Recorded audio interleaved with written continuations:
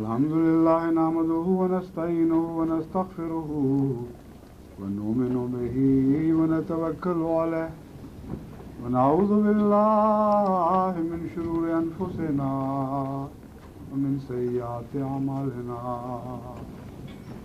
من يهده الله فلا مضل له ومن يضلله فلا هادي له ونشهد أن لا إله إلا الله وحده لا شريك له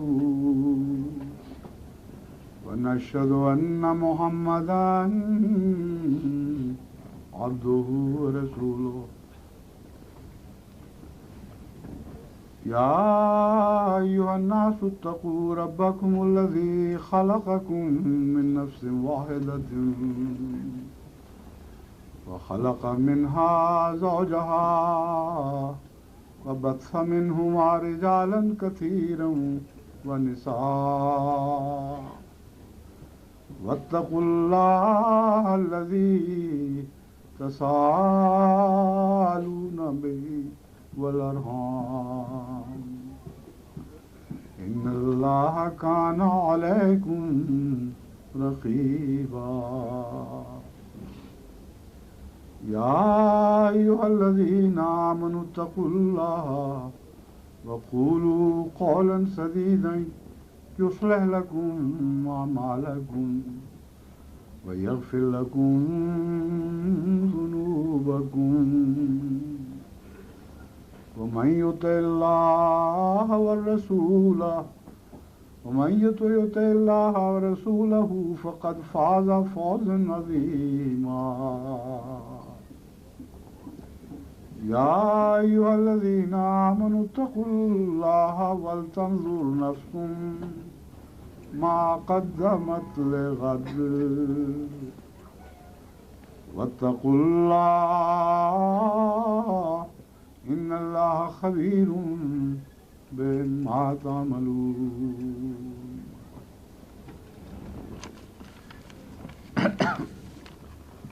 یہ آیات قرآنی جو میں نے آپ کے سامنے تلاوت کی ہیں یہ مسنون وہ آیات ہیں جو حضرت صلی اللہ علیہ وسلم پڑھا کرتے تھے نکاح کے موقع پر. آپ نے ان کو اختیار فرمایا اور اس پہلو سے مسنون آیات بھی ہیں.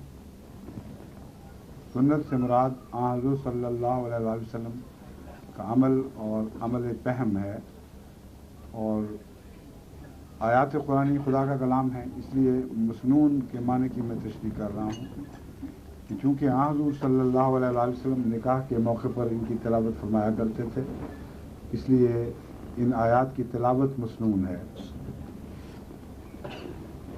بہت وسیع مضامین ہیں جن کا ان آیات میں ذکر فرمایا گیا ہے. پہلی آیت کا ماضی سے تعلق ہے اور آخری آیت کا مستقبل سے ہے اور ان کے بیچ میں جو آیت ہے وہ مومن کا حال سنوارنے کے مضمون سے تعلق رکھتی ہے. ماضی کے اسباق تم سے کیا تقاضا کرتے ہیں اور مستقبل کی ضرورتیں تم سے کیا مطالبہ کرتی ہیں. ان سب کا خلاصہ اس مرکزی آیت میں بیان ہوا ہے. یا ایھا الذین آمنوا اتقوا اللہ، اے وہ لوگ جو ایمان لائے ہو اللہ کا تقوی اختیار کرو. وقولوا قولا سدیدا، صرف سچ ہی نہ بولا کرو بلکہ صاف ستھری پاکیزہ بات کہا کرو. اگر ایسا کرو گے تو خدا تم سے وعدہ کرتا ہے یصلح لکم اعمالکم کہ وہ تمہارے اعمال کی اصلاح خود فرمائے گا، ورنہ بندے کے بس میں نہیں کہ وہ اپنے اعمال کی اصلاح کر سکے. تم سے کیا تقاضا ہے؟ اللہ کا تقوی اختیار کرو اور بات صاف ستھری سیدھی کہا کرو، جو سچی بات ہو، فریب سے پاک ہو، کوئی بل اس میں نہ ہو. تو اللہ تعالیٰ فرماتا ہے کہ تمہارے سب بل دور فرما دے گا، سارے فریب باطل کر دے گا. تمہارے اندر جو چھپی ہوئی کجیاں ہیں ان کو وہ استوار کر دے گا، درست فرما دے گا. لیکن یہی کافی نہیں ہے کہ ہم اپنی کمزوریوں کو دور کریں اور ایک کمزوریوں سے پاک وجود حاصل کریں. یہ تو سبحان کا مضمون ہے، حمد کے مضمون میں بھی تو داخل ہونا ہے۔